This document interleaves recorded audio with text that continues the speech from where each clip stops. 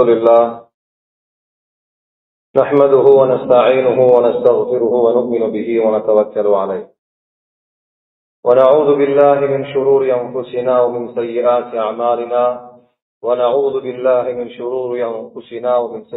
أعمالنا من يهده الله فلا مضل له ومن يضلل فلا هادي له أشهد أن لا إله إلا الله وحده لا شريك له وأشهد أن سيدنا وحبيبنا ومولانا محمدا صلى الله عليه وسلم عبده ورسوله.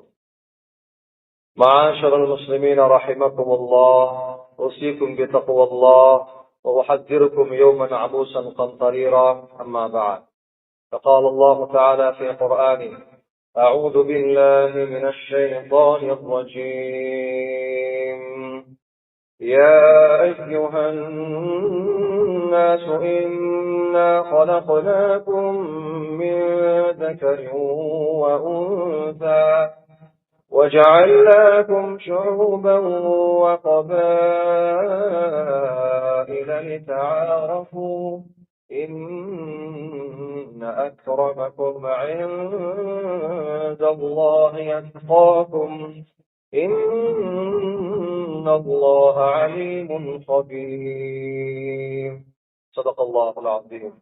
والنبي صلى الله عليه وسلم يقول في حديثه كما رواه البخاري: إنما الأعمال بالنيات وإنما لكل امرئ ما نوى، فمن كانت هجرته إلى الله ورسوله فهجرته إلى الله ورسوله، ومن كانت هجرته إلى دنيا يصيبها أو امرأة يتزوجها فهجرته إلى ما هاجر إليه، أو كما قال صلى الله عليه وسلم. அளவற்ற அருளாளன் முழு உலகையும் ஆச்சரியமான முறையில் ஆட்சி புரிந்து கொண்டிருக்கும் வல்ல அல்லாஹினுடைய பேரு கொண்டு இந்த குதுபாவை ஆரம்பம் செய்கிறேன். அல்லாஹ்வால் அனுப்பப்பட்ட சத்திய தூதர், சன்மார்க்க போதகர், சர்தாரே ஆலம், தாஜுல் மதீனா முஹம்மது ரசூலுல்லாஹ் ஸல்லல்லாஹு அலைஹி வஸல்லம் அவர்கள் மீதும், அவர்களை உயிருக்கு உயிராக, உயிரை விட மேலாக மதித்து வாழ்ந்து காட்டிய உத்தம சஹாபாக்கள், தாபிஊன்கள், தாபிஈன்கள், இவ்வுலகில் வாழ்ந்து கொண்டிருக்கிற, வாழ இருக்கிற முஸ்லிமான முஃமினான ஆண்கள், பெண்கள் அனைவர் மீதும் அல்லாஹ்வின் சாந்தியும் சமாதானம் என்றென்றும் உண்டாவதா. ஜுமாவுடைய கடமை நிறைவேற்றுவதற்காக அல்லாஹ்வுடைய மாளிகைக்கு நேர காலத்தோடு வந்து இஅ்திகாஃபுடைய நியத்தோடு அமர்ந்திருக்கும் அல்லாஹ்வின் நல்லடியார்களே, அன்பு சகோதரர்களே, நண்பர்களே, வாழ்க்கையின் எல்லா கட்டங்களிலும், எல்லா நேரங்களிலும், இரவிலும் சரி, பகலிலும் சரி, இருட்டிலும் சரி, வெளிச்சத்திலும் சரி, நம் நாட்டிலும் சரி, வெளிநாட்டிலும் சரி, உலகில் எங்கிருந்த போதிலும் அல்லாஹ் என்னை பார்த்து கொண்டிருக்கிறான் என்ற தக்வாவுடைய சிந்தனையோடு வாழ்ந்து கொள்ளும்படி முதற்கண் எனக்கும் அப்பால் உங்களுக்கும் வசியத்தும் நசிஹத்தும் செய்து கொள்கிறேன். அன்பானவர்களே, உண்மையில் இந்த உலகத்தினுடைய ஆட்சிக்கு சொந்தக்காரன் அல்லாஹ் மாத்திரமே தான். மனிதர்கள் என்ற அடிப்படையில், அரசாங்கம் என்ற அடிப்படையிலும், ஜனநாயகம் என்ற அடிப்படையிலும் மனிதர்கள் தற்காலிகமாக ஜனாதிபதிகள், அரசர்கள், மன்னர்கள், தலைவர்கள் என்று பலதரப்பட்ட கோணங்களில் மனிதர்கள் உருவாகலாம். ஆனால் உண்மையான ஆட்சியாளர், உண்மையான அரசாங்கம் அது அல்லாஹ்வினுடைய அரசாங்கம். மனிதர்களுடைய ஆட்சி வெறுமனே உடம்புகளுக்கு மாத்திரம் உள்ள ஆட்சி. மனிதர்கள் சூரியனை ஆட்சி செய்ய முடியாது, சந்திரனை ஆட்சி செய்ய முடியாது, கடலில் வாழும் மீனினங்களையும், காட்டில் வாழும் மிருகங்களையும், எறும்புகளையும் மனிதர்கள் ஆட்சி செய்ய முடியாது. சகலவிதமான ஆட்சிக்கும் அரசாங்கத்துக்கும் சொந்தக்காரன் அல்லாஹ். அவன் நினைக்கிறான் மழைய பொழிய வைக்கிறான், அவன் நினைக்கிறான் வெயில கூட்டுறான், குறைக்கிறான், அவன் நினைச்சா வெயில் மூலமாக சோதனை, வெயில் மூலமாக இன்பம், அவன் நினைக்கிற நேரம் இரவை நீட்டுகிறான், பகலை சுருக்குகிறான், அவன் நினைக்கிற நேரம் ஒரு ஆளை சிரிக்க வைக்கிறான், ஒரு ஆளை அழ வைக்கிறான். குர்ஆன் சொல்லுகிறது, ஹுவல்லதி அத்ஹக வ அப்கா. அவன் நினைக்கிறான் ஆரோக்கியமானவனையும் கபருக்குள் கொண்டு போய் சேர்க்கிறான். ஹுவல்லதி அமாதஹு ஃபஅக்பரா என்றெல்லாம் சகல விதமான அரசாங்கம் அல்லாஹ்வுடைய கையில மாத்திரம் தான் இருக்கு. அவனுடைய அடிப்படை அகீதாவை கொண்ட நாம் எந்த அடிப்படையில் வாழ்கிறோம்? நூலாட்டி பொம்மைகளை போல் அவன் ஆட்டுகிறான், நாம் ஆடுகிறோம். என்னுடையது என்று சொல்லிக்கொள்ள இந்த உலகத்தில் எதுவுமே கிடையாது. சாதாரணமா என் உடம்புல இருக்கிற முடிகள், ரோமங்கள், அது என்னுடையதுதான்.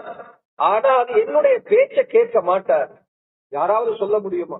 எனக்கு முடி நரைக்கிறது விருப்பம், எனக்கு முடி படுக்கிறது விருப்பம், ஏன் முடி, ஆனா பேச்சு கேட்குது அல்லாஹ். இங்க யாருக்கு விருப்பம் வயசு போறது? யாருக்காவது முடியுமா? என்னுடைய அறிவை நான் பயன்படுத்தி, என் செல்வாக்க நான் பயன்படுத்தி, எனக்கு இருக்கிற ஆளுமையை பயன்படுத்தினா 10 வருஷம் பின்னால போறேன். முடியாது. காலத்தின் கடிவாளம் அவன் கையில் இருக்கு. என் ரத்தம் என்று சொல்லுகிறோம். எனக்கு தெரியாமலேயே என் உடம்புக்குள்ளால் எத்தனையோ பிளாக் உண்டாகும், நோய்கள் உண்டாகும், கெட்ட ரத்தங்கள், ஏதேதோ வியாதிகள் உண்டாக்குது. என் உடம்பு என் பேச்சு கேட்க மாட்டேங்குது. சகோதரர்களே, ஒரு முஸ்லிமின் கொள்கை என்ன? இந்த பூமியில் நாம் அல்லாஹ்வின் அடிமைகள். அடிமைகளுக்கு ஆசைப்பட முடியும், அடிமைகளுக்கு முயற்சி செய்ய முடியும். ஆனால் இலக்கை அடைய வைப்பது அவன் கையில. எல்லாத்துக்கும் ஆசை, ஆரோக்கியமா வாழணும், அதுக்குரிய முயற்சி இருக்குது, அதுக்குரிய ஆசைகள் இருக்குது. ஆனா முடிவெடுக்கும் அதிகாரம் இந்த உலகத்தில் எவ்வளவு பிரம்மாண்ட வல்லரசாக இருக்கலாம், முடிவெடுக்கிற அதிகாரத்தெல்லாம் யார் கையிலும் கொடுக்கும். இந்த உலகத்திலேயே ஆச்சரியமான ஒரு படைப்பு என்றால் மனிதன். அந்த மனிதனுடைய உடம்பில் ஆச்சரியமான ஒரு படைப்பு என்றால் மனிதர்களின் உள்ளங்கள் தான். அருமை நாயகம் ஸல்லல்லாஹு அலைஹி வஸல்லம் மனிதர்களுடைய உள்ளங்களை ஒப்பிட்டுதான் சொன்னார்கள், ஒரு சமூகத்தின் முன்னேற்றமும் ஒரு சமூகத்தினுடைய பின்னடைவும். ஒரு சமூகம் தோத்து போகுவது அவர்களுடைய பணம் காசுகளையோ, அறிவுகளையோ, ஆடம்பரங்களையோ, உலகத்தினுடைய முன்னேற்றங்களையோ, கட்டிடங்களுடைய முன்னேற்றங்களையோ அடிப்படையாக கொண்டு அல்ல, அவரவர்களுடைய உள்ளங்களை பொறுத்தது. உடம்பில் ஒரு சதை துண்டு இருக்கிறது, முள்ளில்லா பிண்டம். அது சரியாகிவிட்டால் சகலதும் சரியாகிவிடும். அது கெட்டு போனால் முழு உடம்பும் கெட்டு போகும். உலக மக்களை அறிந்து கொள்ளுங்கள், அதுதான் உள்ளம் என்றார்கள் பெருமானார் முஹம்மது ஸல்லல்லாஹு அலைஹி வஸல்லம். உள்ளத்துக்கு எந்த அளவு நாம உடம்புக்கு அக்கறை செலுத்துகிறோமோ அந்த அளவுக்கு உள்ளத்துக்கு நாம செலுத்தாததுதான் காலத்தின் மிகப்பெரிய சோதனை. எங்கும் குர்ஆன் வழிகட்டாயமாக சொல்லிக் கொண்டே இருக்கிறது, கண்ணுகள் ஒரு நாளும் பார்வை அற்று போவது கிடையாது. குருடர்கள் கண் பார்வை குருடர்கள் அல்ல. யாருடைய உள்ளம் குருடாகிவிட்டதோ அல்லது நெஞ்சங்களிலே உள்ள உள்ளம் குருடாகிவிட்டால் தான் அது உண்மையான குருட்டுத்தனம், அது உண்மையான பார்வை அற்றதனம். சகோதரர்களே, நண்பர்களே, 1400 வருஷத்துக்கு முன்னால சொன்ன ஒரு ஹதீஸ், 1200 வருஷத்துக்கு முன்னால இமாமுனா புகாரி ரஹிமஹுல்லாஹ் அவர்களுடைய கிதாபில் எழுதிய முதலாவது ஹதீஸ், இன்னமல் அமாலு பின்னியா. மனிதர்களுடைய நடவடிக்கைகள் அவர்களுடைய அறிவை பொறுத்து கிடையாது, பணத்தை பொறுத்து கிடையாது, ஆரோக்கியத்தை பொறுத்து கிடையாது, குடும்பத்தை பொறுத்து கிடையாது. பின்னியா சொன்னாங்க ஸல்லல்லாஹு அலைஹி வஸல்லம், உள்ளத்தை பொறுத்தது, எண்ணம் போல் செயல். என் உள்ளம் எந்த நிலைமையில் இருக்கிறோ அந்த நிலைமையை என்னையும் என் அல்லாஹ்வையும் தவிர யாரும் அறியல. என் உள்ளத்தின் நிலைப்பாடுதான் என் உடம்பினுடைய நடவடிக்கை. உதாரணமா, ஒரு ஆள் தூங்கிட்டு இருக்கிறார், கட்டில நல்லா தூக்கம், இரவு நேரம் கட்டிலுக்கு கீழால ஏதோ சத்தம் கேட்கும். அண்ணாவுக்கு புரியல, நான் தூங்குற கட்டிலுக்கு கீழால ஒரு வெத்த பாம்பு இருக்கு, ஆனா நிம்மதியா தூக்கம். திடீர்னு ஒரு சத்தம் கேட்குது, எலும்புறாரு, லைட் ஆன் பண்றாரு, கீழே பார்க்க ஒரு பாம்பு இருக்குது. தடியோ ஏதோ ஒன்று எடுத்து அடிச்சா கிடைச்சாரு, பாம்பு விட்டு வெளியே ஓடி போச்சு. பாம்பு இப்ப வீட்டுல இல்ல. இந்த திருப்பி படுக்கைக்கு வந்து தூங்குற நேரம் தூக்க போகுமா? இவருடைய பாம்பு வீட்டுக்குள் இருந்த பொழுது நிம்மதியா தூங்கின ஆடு இப்ப தூங்க வேண்டியதானே, பாம்பு இல்லதானே? சகோதரர்களே, பாம்பு எங்கேயும் போகல, அவட கல்விக்கு வந்திருக்கு. இப்ப பாம்பு வீட்டுக்குள் இருந்ததே, உள்ளத்துக்குள் இல்லை, நிம்மதியா தூங்கினாரு. பாம்பு வீட்டுக்குள் இல்லை, உள்ளத்துக்குள் வந்து விட்டது. வேறெல்லாம் படபட வேர்த்திருக்கா போகுது, கண்ணு தூங்க மறுக்குது, காது தூங்க மறுக்குது. மனிதன் உடம்புல முதலாவது தூங்குற உறுப்பு காது. குர்ஆன் சொல்லுகிறது, அந்த குகைவாசிகளுடைய கண் திறந்திருந்தது. அவருடைய காதுகளை நாங்கள் தூங்க வைத்தோம். சகோதரர்களே, எப்படி உள்ளமோ அப்படி நடவடிக்கை. என் உள்ளம் பயந்து போயிருக்கா, என்னால தூங்க முடியாது. என் உள்ளம் சந்தோஷமா இருக்கிறா, நிம்மதியா தூங்குவேன். 1400 வருஷத்துக்கு முன்னால சொன்ன தத்துவம் உலகம் அழியும் வரை அதேதான் ஒரே தத்துவம். சகோதரர்களே, உள்ளத்தை கவனிக்காதவர் அல்லாஹ் குர்ஆனில் சொல்கிறான், இந்த பூமியில் வாழும் மிருகங்களில் மோசமான மிருகம் இந்த ஷர்ர தவாப் இன்தல்லாஹ் அஸ்ஸும்மல் புக்கும் அல்லதீன லா யஅகிலூன். உள்ளத்துக்கு கொடுக்கிற சாப்பாடு இருக்கு, உடம்புக்கு ஒரு நாள் சாப்பிடலான்னு வைக்கிறேன், ஒரு நாள் சாப்பிடல உடம்பு இவ்வளவு சூடு வாட வீசு. நம்ம ஒரு பாஷையில நாத்தடிக்குது, நாத்தடி. அவரை சிக்னலை கரைச்சு ஊத்தினாலும் நாட்டம் போகுது, அந்த நாட்டம் வாயிலிருந்து வாரதுல கொடத்திலிருந்து வாரது, எவ்வளவு நாடுதல். அப்ப உள்ளத்துக்கு நாம சாப்பாடு கொடுக்காட்டி எவ்வளவு கெட்ட கெட்ட குணங்கள் இருக்கும், எவ்வளவு கெட்ட பார்வைகள் இருக்கும், எவ்வளவு அசிங்கமான பார்வைகள், அசிங்கமான கேள்விகள், அசிங்கமான பேச்சுகள். காரணம் என்ன? உள்ளத்துக்கு சாப்பாடு கொடுத்து பல வருஷம். ரமதான் வந்தா மட்டும்தான் அவருடைய சும்மாவுடைய தனக்குத்தும் பகல் நேரத்துல பார்வை பக்குவமும், அல்லது ஜும்மாவுடைய நாள் வரணும், அது ஜும்மாவுடைய நாள்ல நேரத்தோட மஷனுக்கு போனா சரி. அடிமொழி தெரியாம பயான கேட்பேன், யாரு லேட் ஆகுவாங்க. சகோதரர்கள், இப்படி நாங்க கிழமைக்கு ஒரு தடவை, வருஷத்துக்கு ஒரு தடவை எங்க உள்ளத்துக்கு ஏதோ சாப்பாடு போட்டுக்கிட்டு இருக்கோம். கஷ்டமா இருக்குது வாழ்றது, பாவம் செய்யாம வாழ கஷ்டமா இருக்கு. எனக்கு ஆசை, எனக்கு ஆசை நான் நல்லவரா வாழணும், என் தனிமை சிறந்த தனிமையா ஆகணும், என் பார்வை பக்குவப்படுத்தப்படணும், என் மனைவிக்கு நான் நம்பிக்கையான கணவனாக, என் குழந்தைகளுக்கு நான் நம்பிக்கையான தகப்பனாக, என் தாய்க்கு நான் உண்மையான பிள்ளையாக இருக்க ஆசை. ஆனால் என்னால் அப்படி இருக்க முடியல, கஷ்டமா இருக்குது. காரணம் என்ன? உள்ளத்துக்கு சாப்பாடு கொடுக்கிறது குறை. ஒரு உதாரணம் சொல்லுவோம்.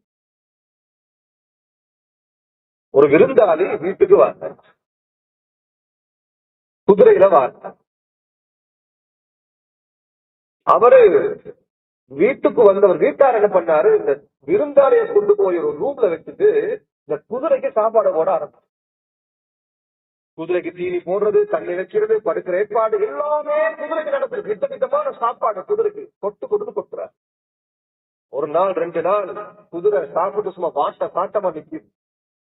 இந்த விருந்தாளி ஒரு நாள் 2 நாள் சாப்பிடாம, ஒழுங்கா தூங்காம, வயிறெல்லாம் ஒட்டி போய், முகமெல்லாம் வறண்டு போய், வாயெல்லாம் காஞ்சி போய் குதிரைக்கு மேலே ஏறுறாரு. இரவு நேரம் ஆகுது. குதிரை இரவு நேரத்துல ஓடாது, நடக்க தூரத்துல வெளிச்சத்தை பார்க்குது.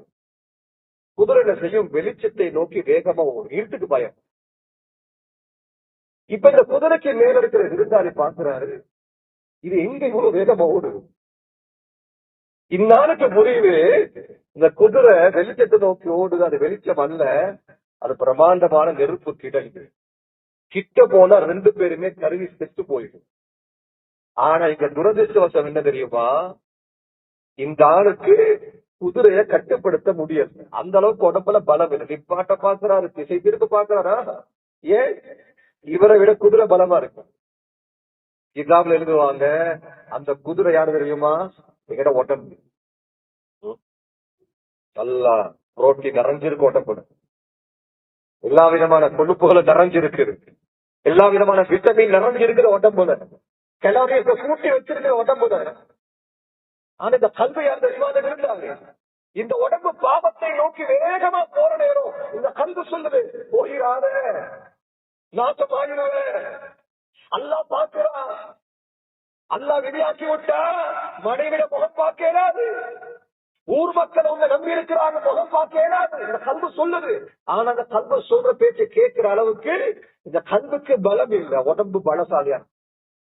சகோதரர்களே, நண்பர்களே, ஏதோ ஒன்றை நாம் அடைவதற்காக நாளுக்கு நாள் அல்லாஹ்வை இழந்து கொண்டிருக்கிறோம் என்பதுதான் உண்மை. அப்படி வாழணும், இப்படி வாழணும், அதை அடையணும், இதை அடையணும், இதை அச்சீவ் பண்ணணும் என்ற யாரோ மடையனுடைய சொல்லை சொற்பாக்கை என் வாழ்க்கை இலக்காக எடுத்துக்கொண்டு வேகத்தை போட்டுக் கொண்டிருக்கிறோம். இந்த வேகத்தில் நாம் அல்லாஹ்வை விட்டு தூரமாகி விட்டோம் என்பதுதான் உண்மை. குர்ஆன் சொல்லுகிறது, ஹதீஸுடைய கருத்து இருக்குது, அல்லாஹ் அவனுக்கு செய்யக்கூடிய இபாதத்துகளில் எந்தவித நிபந்தனை இல்லாத ஒரு இபாதத், ஆக சிறந்த மருந்து உள்ளத்துக்கு. எந்த இடத்திலையும் செய்யலாம், எந்த நிலைமையிலையும் செய்யலாம். அவர் குளிப்பு கடமையாக இருந்தாலும் செய்யலாம், பெண் மாதவிடாய் காலத்திலும் செய்யலாம். ரசூலுல்லாஹ் ஸல்லல்லாஹு அலைஹி வஸல்லமுடைய அளப்பரிய சுன்னாதான் அல்லாஹ்வை காலையிலும் மாலையிலும் திக்ர் செய்வது. சதாவும் பஜாரில் இருந்தாலும் சரி, வீட்டில் இருந்தாலும் சரி, மஸ்ஜிதுக்கு உள்ளாக வெளியால எல்லா கட்டங்களிலும் அல்லாஹ்வை அதிகம் திக்ர் செய்யக்கூடிய நாவு. இந்த நாவுதான் சக்கராத்துடைய நேரம் சிரிக்க வண்ணம் இருக்கும். ஹதீஸ் இருக்குது, குர்ஆன்ல எங்கெல்லாம் அல்லாஹ் திக்ர் செய்யுங்கள் என்று சொல்கிறாங்க. யா அய்யுஹல்லதீன ஆமனூ, ஈமான் கொண்டவர்களே திக்ர் செய்யுங்கள், என்னை ஞாபகம் செய்யுங்கள் எங்கெல்லாம் அல்லாஹ் சொல்லியிருக்கிறானோ அங்க அல்லாஹ் கதீரா என்ற வார்த்தைய போட்டுதான் சொல்லியிருக்காங்க. பெரும்பாலான கதீராண்ட என்ன, ரொம்ப அதிகமா செய்யுங்க, ஷார்ட்டா முடிச்சுக்கலவான. இஸ்லாத்தினுடைய 50 கடமைகள் இருக்கு, நீங்க செஞ்சுட்டா கடமை முடிஞ்சு. அதிகமா ஹஜ் செய்யுங்க, அதிகமா உம்ரா செய்யுங்க, அதிகமா நோம்பு முடிங்க. நோம்பு முடிக்கிறது கூலி இருக்குது, ஹஜ் செய்ய கூலி இருக்குது. ஆனா குர்ஆன்ல கசீரா என்ற வார்த்தையை போட்டு அல்லாஹ் அவர்களுக்கு சொல்லவில்லை. கசீரா என்ற வார்த்தை அல்லாஹ் சொல்லியிருக்கிறார், அல்லாஹ்வை திக்ர் செய்யுங்கள். இந்த நாக்கு இருக்குது, அரசியலை பேசுது, விளையாட்டை பேசுது, வியாபாரத்தை பேசுது, இன்னொருத்தர குறையை பேசுது. ஆனா இந்த நாட்டுக்கு அல்லாஹ் கொடுக்கிற பெரிய தண்டனை தெரியுமா? அல்லாஹ்வுடைய திக்ரை விட்டு இந்த நாட்டு அல்லாஹ் ஹராமாக்கிறோம். வருஷ கணக்கு துறைக்கு பின்னால மட்டும் சுப்ஹானல்லாஹ் 33, அல்ஹம்துலில்லாஹ் 33, அல்லாஹ் அக்பர் 33. ஓகே, நபியுல்லாஹி ஸல்லல்லாஹு அலைஹி வஸல்லம் பார்த்து அல்லாஹ் சொல்கிறார், ஓ நபியே ஸல்லல்லாஹு அலைஹி வஸல்லம், இந்த மக்களுக்கு சொல்லுங்கள், உத்குருல்லாஹ ஸிக்ரன் கஸீரா, அல்லாஹ் அதிகமா திக்ர் செய்யுங்க. இன்னொரு ஆயத்தில் அல்லாஹ் சொல்கிறான், சூரத்துல் ஜும்ஆ, ஃபைதா குதியத்திஸ் ஸலாத் ஃபன்தஷிரு ஃபில் அர்த். நபியே, இமாம் தொழுவித்து முடிந்து விட்டால், இமாம் ஜும்மாவுடைய தொழுகையை முடிந்துவிட்டு சலாம் கொடுத்து விட்டால், நீங்க வியாபாரம் செய்யறதுக்கு பறந்து விரிந்து செல்லுங்கள். பூமி ஃபன்தஷிரு ஃபில் அர்த், அல்லாஹ்வுடைய ரிஸ்கை தேடுங்க, முயற்சி செய்யுங்க. ஹலாலானது நல்லா சம்பாதிக்க, அடுத்த மக்கள் கொடுக்கிற அளவு சம்பாதிக்க.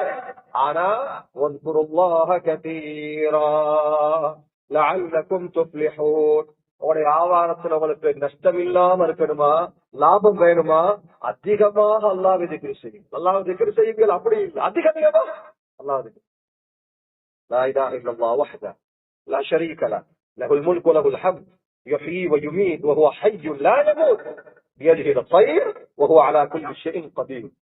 சொன்னாங்க ரசூலுல்லாஹி ஸல்லல்லாஹு அலைஹி வஸல்லம், இந்த திக்ரை பஜார்ல ஓதினா 10 லட்சம் நன்மைகள் அல்லாஹ் தரான். மஸ்ஜிதுல ஓதினா கூட்டியும் தரலாம், குறைச்சும் தரலாம். ஆனா ஹதீஸ்ல இல்ல, மஸ்ஜிதுக்குள்ள ஓதினா இத்தனை நன்மை இருக்கு. ஆனா ஹதீஸ்ல குறிப்பாக இருக்குது, புகாரில வரக்கூடிய ஸஹீஹான ஹதீஸ் 10 லட்சம் நன்மைகள் இருக்குது. அல்ஃப ஹஸன். இன்னொரு இடத்துல லகத் கான லக்கும் ஃபீ ரசூலில்லாஹி உஸ்வத்துன் ஹஸன். ரசூலுல்லாஹ்வுடைய வாழ்க்கையில, ஸல்லல்லாஹு அலைஹி வஸல்லம் வாழ்க்கையில உங்களுக்கு அழகான முன்மாதிரி இருக்குது. லிமன் கான யர்ஜுல்லாஹ வல் யௌமல் ஆகிர், அல்லாஹ்வை மறுமை நாளை நம்பி வதகரல்லாஹ கதீரா, அல்லாஹ்வை அதிகம் ஞாபகம் செய்தோர், அதிகம் ஞாபகம். إن المسلمين والمسلمات والمؤمنين والمؤمنات والقانتين والقانتات والصابرين والصابرات والخاشعين والخاشعات والمتصدقين والمتصدقات والصائمين والصائمات والحافظين فروجهم والحافظات والذاكرين الله كثيرا والذاكرات. சொர்க்கவாசிகள சிஃபத் அல்லாஹ் அடிக்கிட்டே போறான்.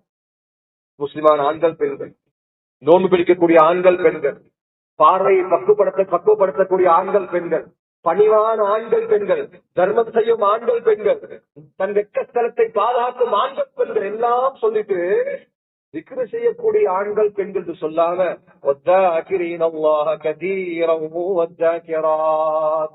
அல்லாஹ்வை அதிகம் திக்ர் செய்யக்கூடிய ஆண்கள் பெண்.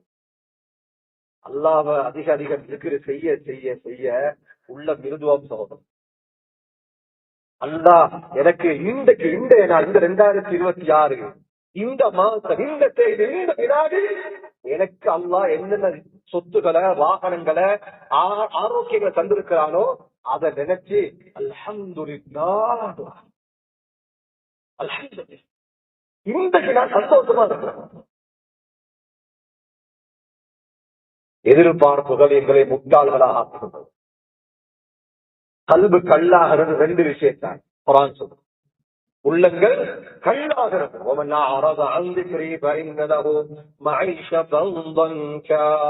குர்ஆன் சொல்லுது நெருக்கடியான உள்ளம். இன்னொரு இடத்துல அல்லாஹ் சொல்றான்,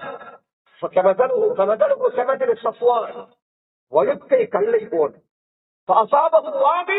அடைமழை பொழிந்தாலும் அந்த கல்லுக்குள்ளால் ஒரு சொட்டு நீர் போகாது. இத மாதிரி உள்ளங்கள் கல்லாக்கிடுவான். அதுல ஒன்றுதான் இந்த உலகத்துல பெரிய பெரிய எதிர்பார்ப்புகளோடு வாழ்ந்தோம். முழு உலகத்தையும் அவர் விரும்பினார். சொன்னாங்க ரசூலுல்லாஹி ஸல்லல்லாஹு அலைஹி வஸல்லம், லா யஷ்பஉ பத்ன பினி ஆதம இல்ல துராப். ஆதமுடைய மகனின் வயிற்றை மண்ணை தவிர வேறு எந்தொன்றும் நிரப்பாதுன்னாங்க ஸல்லல்லாஹு அலைஹி வஸல்லம். அல்லாஹ்வுடைய சிக்கரை விட்டு தூரமாக்குற, கல்வ கல்லாக்குற நோய்கள்ல மிகப்பெரிய நோய் உலக மோகம். இருக்கிறத திருப்பி கொண்டாத ஒரு தன்மை. அல்லாமா வாசிப் அலி வாசிப் ரஹிமஹுல்லாஹ்வுடைய பாஷே பாஷே என்ற கிதாப் இருக்கு. அதுல பதிவு செய்வாங்க, ஒரு உருது கிதாப். अगर एक नियामत कमजोर पड़े, छुपी हुई नियामत को कदर करना सीखो.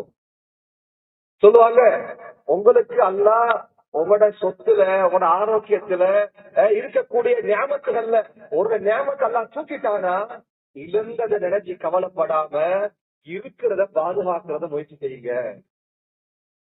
எனக்கு அது இல்லை இது இல்லை என்று சொல்லாம, இது இருக்குது அது இருக்குது, அவர்கிட்ட இல்லாதது எனக்கு இருக்குது. எத்தனையோ பேர் இருக்கிறாங்க, அவர்கள் உறங்குவதற்கு நிம்மதியான கட்டில் கிடையாது. அவர்கள் தூங்குற உலகம், தூங்குற பூமி போர் பூமி, யுத்த பூமி. யுத்த பூமியில நிம்மதியா தூங்க முடியுமா? இரவு நேரம் ஆகினா நான் படுக்கைக்கு போறேன், நிம்மதியா போறேன், எதிரிகிட்ட பயம் இல்லை. எத்தனையோ பேர் இருக்கிறாங்க வைத்தியசாலையில, சுப்ஹானல்லாஹ், போய் பாருங்க, நெருப்புல பத்தி பிடிச்சி நெட்டுக்குள்ள போட்டு வச்சிருப்பான். ஒரு ஈ உட்கார்ந்தாலும் ஆண்டியால் அடிக்கிற வருஷம் நெட்டுக்குள்ளதான் போட்டு வச்சிருப்பான். கால் இல்லாம கை இல்லாம எத்தனையோ பேர் சிறு வயசுலேயே பற்கள் இழக்கப்பட்டு, பார்வை இழக்கப்பட்டு, ஏதேதோ நான் சொல்றேன், எனக்கு அது இல்லை இது இல்லை அப்படி இல்லை இருக்கு. எந்த வீட்டு பெண்மணி இடத்தில் போதும் என்ற தன்மை இல்லையோ, குர்ஆன் சொல்லுகிறது, அந்த வீட்டு ஹதீஸ் சொல்லுகிறது, அந்த வீட்டு பெண் தாய்மைக்கும் மனைவி என்ற அந்த தரத்துக்கும் தகுதி அற்றவன். அந்த உம்மா புள்ள வளர்க்கிறது பிள்ளை, எந்த உம்மாட்ட போதும் என்ற தன்மை இல்லையோ, அந்த மனைவியிட வாழ்க்கை எந்த மனைவிட்ட எந்த கணவர் கொண்டு வரது தாராளம், எனக்கு மிச்சம். அல்ஹம்துலில்லாஹ், இந்த சிபத்து இல்லாத மனைவி தோத்து போன மனைவி. நான் சொல்லவில்லை, சொல்ல தகுதியுமில்லை. இந்த முஹம்மது முஸ்தபா ஸல்லல்லாஹு அலைஹி வஸல்லம் ரிவாயத் புகாரியில் இருக்கிறது. பாபு ஹதீஸ் பனி இஸ்ராயில் சொன்னார்கள், ரசூலுல்லாஹி ஸல்லல்லாஹு அலைஹி வஸல்லம் ஒரு நாள் இப்ராஹிம் அலைஹிஸ்ஸலாத்து வஸ்ஸலாம் தன்னுடைய மகன் வீட்டுக்கு போறாங்க. இப்ராஹிம் அலைஹிஸ்ஸலாம் தன் மகன் இஸ்மாயில் அலைஹிஸ்ஸலாம் வீட்டுக்கு போறாங்க. பல வருஷம் கழிச்சு போறாங்க. அங்க போய் பார்த்தா வீட்டுல மனைவி மட்டும்தான் இருக்காங்க. விலகிட்டாங்க, இது என்னுடைய மகனுடைய மனைவி, என்ன மருமகன். உள்ளுக்கு போன அவன் கேட்டா, நீங்க யாரு? சொன்னாங்க, நான் யாரு என்பது இருக்கட்டும், கணவரை வேலைக்கு போயிருக்கிறேன், வாழ்க்கை எப்படி போகுது? விவாதத்தை வருது. அவளுக்கு உண்மையை புலம்ப ஆரம்பித்தாள்.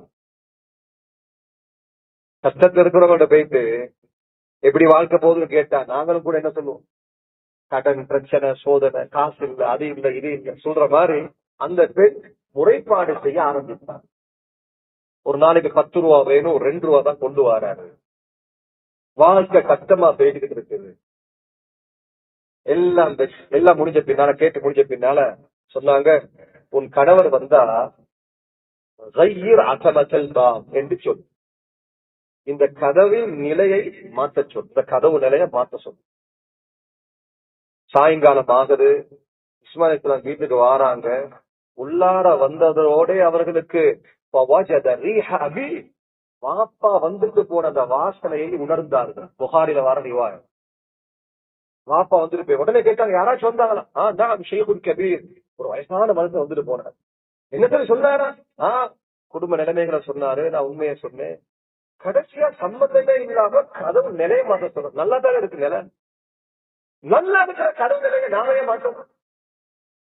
அவங்க சிரிச்சுக்கிட்டே சொன்னாங்க, வந்தது யாரும் இல்லாத ஏண்ட வாப்பா இப்ராஹிம் அலைஹிஸ்ஸலாத்து வஸ்ஸலாம். அவர் உனக்கு ஒரு பரீட்சை வச்சிருக்கிறாரு. என்ன, நீ என்னோட வாழ தகுதியா இல்லையா? ஒரு எக்ஸாம் வச்சிருக்கிற. அந்த எக்ஸாம்ல நீ ஃபெயில் ஆகிட்ட, நீ தோத்து போயிட்டு. அவர் மாத்த சொன்னது கதவை அல்ல, ஒன்ன மாத்த சொல்லி இருக்கிறாரு. உன் கூட நான் வாழ்ந்தா கடனாலே தான் மூத்தா போதும். இங்க வளர்க்கக்கூடிய குழந்தைகள் உலக ஆசையுள்ள குழந்தைகளாக வளருவாங்க. ஏற்கனவே வீட்டுக்குள்ள நடக்கிற உண்மையான தகவல் இது. உண்மை பிள்ளைகளை வளர்க்கிறது எப்படி? காசை அடிப்படையா காட்டிதான் வளர்க்கிறது. அந்த புள்ள பெரியாராவி காசுக்காக உண்மை பேசுற நேரம், வாப்பவை ஏசுற நேரம், அந்த நேரம் உமா அப்பா பதுவா செஞ்சா அந்த பதுவா பழிக்கிறது கிடையாது. விஷத்தை கொடுத்து வளர்த்தா கற்கிறது விஷத்தை தான். சொன்னாங்க இப்னு அப்பாஸ், 11 வயசுக்குள்ள, நீ கை நீட்டுறதா இருந்த அல்லாஹ்ட்ட மட்டும் கை நீட்டி பழவாப்பா. சம்பாதி ஓல கஷ்டப்படு எல்லாம் பண்ணு, ஆனா அடியார்கள்ட்ட கை நீட்டிடார். நீ சம்பாதிச்சு உனக்கு எது கிடைக்கிறோ அது அல்ஹம்துலில்லாஹ் என்று எட்டும்.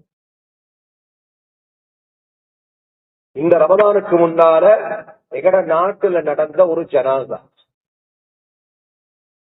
இந்த சம்பவம் என் கூட பிறந்த சகோதரர், அவர் ஒரு ஆளு, அவர் இந்த ஜனாசால கலந்துட்டு எங்கள்கிட்ட சொன்ன ஒரு விஷயம். வாப்பா மௌத்து ஜனாசா பள்ளி ஹதரத் அவங்க மைக்ல சொல்றாங்க, இந்த ஜனாசாவுடைய கடன்கள் ஏதாவது இருந்தா, இதோ இந்த குழந்தைகள் இருக்கிறாங்க, இவர்கள் மகன் இருக்கிறாரு, ஒரே ஒரு மகன், அவற்றை நீங்க என்ன செய்யுங்க, இந்த கடனை கேட்டுக்கணும். உடனடியாக மகன் வந்தாரு, மைக்க பிடிச்சாரு, சொன்னாரு, ஏங்க வாப்பட கடனை நான் கட்ட மாட்டேன். வாப்பட கடனை எனக்கு ஏழை கட்ட. எல்லா மக்களும் ஆச்சரியப்பட்டாங்க. உள்ள இப்படி பேசக்கூடாது. ஒரு வாப்பாக்கு செய்ய வேண்டிய கடைசி கடமைகளை ஒன்றுதான் வாப்பட கடன் நிறைவேற்றுறது. அப்ப என்னுடைய சகோதரர் போய் கேட்டிருக்கிறார், ஏன் தம்பி அப்படி சொன்னீங்க? எல்லாம் முடிஞ்சது. இந்த வாப்பா இந்த அளவு கடன் எடுத்திருக்கிறாங்க. நாங்க சொல்ல சொல்ல சொல்ல கடன் எடுத்து லேசா வட்டிக்கு சாய்ந்த அந்த வட்டி குட்டி போட்டு பல கோடிக்கணக்கு. எந்த அளவு கடன் தெரியுமா? என்னோட வீடு வாகனம் கடை எடுத்தாலும் கடனுடைய காவாசி கூட தாண்டிட. எனக்கு 2 பிள்ளைகள் இருக்கிறாங்க. நான் மௌத்தா போனாலும் இந்த உலகத்துல நிறமே தெரியாது. இந்த குழந்தைகிட்ட கையில அந்த கோடிக்கணக்கான கடனை தலையில போடுறதான. அவர் செஞ்ச பாவத்துக்கு நான் பலி இல்லை. குர்ஆன் சொல்லுகிறது, கியாமத்துடைய நாளில் உங்களின் முதல் எதிரி உங்களுடைய மனைவியின் குழந்தைகள். குழந்தைகளுக்காக சேர்க்கிறேன், குழந்தைகளுக்காக வாங்குறேன் என்று கஷ்டப்படுற நாம ஏதோ ஒரு ஏற்பாடு வச்சுட்டு போங்க. ராஜு அல்லாதா, நாங்க ராஜுக்கு இல்ல. எங்கட பாட்டன் கூட்ட முப்பாட்டன் 100 வருஷத்துக்கு முன்னாடி இந்த பூமியில ஸ்ரீலங்கால வாழ்ந்தவங்க குப்பிலாந்து சிரட்ட பைஸ்கல்லையும் கிணத்துல தண்ணி எடுக்கிறது இப்படி வாழ்ந்தவங்க. அவங்க எதை பார்த்து எவ்வளவு கவலைப்படணும். நானே குப்பிலாம்புல வாழ்றேன், எங்க பேரப்புள்ள இப்படி வாழ்வானோ, எத்தனை வருஷப்படுவானோ, நானே இப்படி தொழிலாம கஷ்டப்படுறேன் என்று யோசிச்சிருந்தா அந்த யோசனை மனத்தனமானதா இல்லையா? இங்க எல்லாமே அல்லாஹ் அடியார்கள். அல்லாஹ்க்கு திரும்பி எப்படி ரிசி கொடுக்கணும். அவரவருடைய கபரை நோக்கி பிரயாணம் செய்து கொண்டிருக்கிறோம். சகோதரர்களே, என் வெட்கு பசிக்காக என் குழந்தை சாப்பிட்டு நான் வயிறார முடியாது. நபியுல்லாஹ் ஸல்லல்லாஹு அலைஹி வஸல்லம் சொன்னார்கள், பாத்திமா லா யகுர்ரன்னகி அன்னகி பின்து முஹம்மத் ஸல்லல்லாஹு அலைஹி வஸல்லம், நீ முஹம்மத் ஸல்லல்லாஹு அலைஹி வஸல்லம் மகள் என்ற விடயம் உன்னை ஏமாத்திர வேணாம். என்னைய நீ வாப்பாவா நினைச்சுக்கிட்டு மௌத்தா போயிடாரு. உன் கபருக்கு நீ தேடு, என் கபருக்கு நான் தேடுறேன். நபி வாப்பா என்பதனால பிள்ளை அல்லாஹ் சொர்க்கத்துக்கு அனுப்புறது இல்ல. அப்படி அனுப்புறதா இருந்தா நூஹ் அலைஹிஸ்ஸலாம் மகன் சொர்க்கவாதி. குர்ஆன் சாட்சி சொல்லுது. கண்ணான் நரகவாதி. கண்ணான் யாரு? ஒரு நபியுடைய மகன். அல்லாஹ் தந்திருக்கிற நியாமத்தை அல்ஹம்துலில்லாஹ் என்ற வார்த்தையோடு எங்க மனைவிகளுக்கும் சொல்லுங்க, குழந்தைகளுக்கும் சொல்லுங்க. உலக பேராசையில குறைங்க. இரண்டாவது நீளமான ஒரு தலையங்கம் சுருக்கமாக சொல்லிக் கொள்கிறேன். அடுத்த மக்களுடைய உள்ளங்களை காயப்படுத்துதல். அடுத்த மக்களுடைய உள்ளங்களை காயப்படுத்தினா எங்கட உள்ளங்களை அல்லாஹ் கல்லா மாத்திடும். உமர் ரலியல்லாஹு தஆலா சொல்லுவாங்க, ஒரு ஆள் தஹஜ்ஜுல அழுறத பார்த்தா நீங்க அவரை நல்லவன்னு சொல்லி நீங்க உங்களை ஏமாத்தி கொள்ள மாட்டீங்க. தஹஜ்ஜுத் எவ்வளவு பெரிய பாக்கியம், நல்ல அமல். தஹஜ்ஜத் எழும்புறதுக்கு தனி கொடுப்பனும் வேணும். அல்லாஹ் யார தஹஜ்ஜத்துக்கு எழுப்பாட்ட நாடுறானோ டென்ஷன் இல்லாம அல்லாஹ் பெட்டுக்கு அனுப்புவார். நேரத்தோடு பெட்டுக்கு போவார், நேரத்தோடு தூங்கிடுவார். இஷாக்கு பின்னால அனாவசியமான பேச்சுகளை நபி ஸல்லல்லாஹு அலைஹி வஸல்லம் தடுத்திருக்கிறாங்க. அப்படி நபிய பேச்சை கேட்கிறவர் நேரத்தோட பெட்டுக்கு போயிடுவார், தஹஜ்ஜத்துக்கு எழுப்புவார். உமர் ரலியல்லாஹு அன்ஹு அப்படி தஹஜ்ஜுல அழுவது இன்னொரு பாக்கியமா இல்ல. அப்படி அழுதாலும் அவரை நம்புவார். அவரோட பகலை பாருங்க, அவர் மக்களோட எப்படி நடந்து கொள்றாரு. ஏழைகளை துச்சமா பார்க்கிறது, கேவலமா பார்க்கிறது. அவன் ஏழை, அவன் படிக்காதவன், அவன் மடையன், அவன் தொழில் இல்லாதவன், அவன் ஒரு பெண் என்று அல்லாஹ்வின் அடியார்களை கண்ணியப்படுத்துறாரா, கேவலப்படுத்துறாரா? அதை வச்சு சொல்லுங்க அவர் நல்லவர் கெட்டவர். நபியல்லாஹு ஸல்லல்லாஹு அலைஹி வஸல்லமுடைய மஸ்ஜிதுக்கு 2 ஜனாஸா வந்தது. புகாரில வர சஹீஹான ஹதீஸ். முதலாவது ஜனாஸா மக்கள் எல்லாம் அவர்கிட்ட நல்லது பேசுறாங்க. ஸ்ரீதேவி நல்ல மனுஷன் போயிட்டாரு.